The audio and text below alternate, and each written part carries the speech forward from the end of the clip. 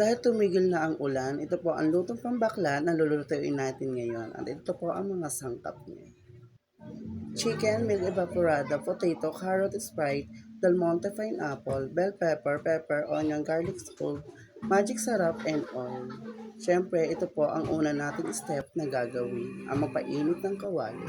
At siyempre, ilagay na rin ang mantika. At iprito na rin ang una, ang carrot. Haluin. Ilagay na rin ang potato.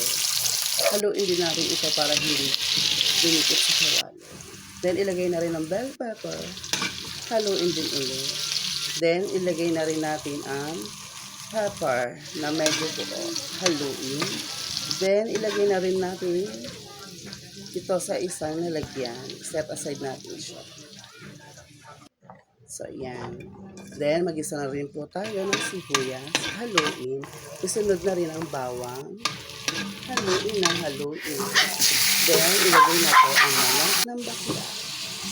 Then, haluin po natin ito para hindi dumikit sa kawali. Ilagay na rin ng konting asin. Tapos, haluin ng haluin. Hanggang sa ito ay mag-fully brown at maglabas ng aroma ng manok. Then, sumunod.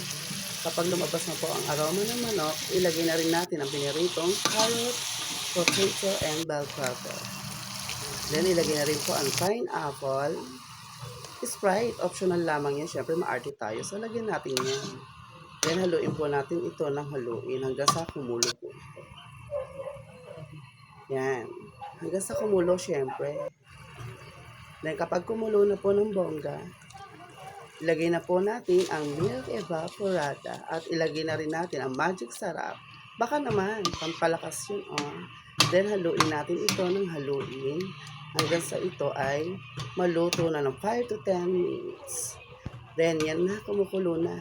Luto na po ang ulam ng pambakla. Ang piningahang manok ng bakla. Penging nga po akong rice. Please follow, like, and share to all my videos. Thank you for watching.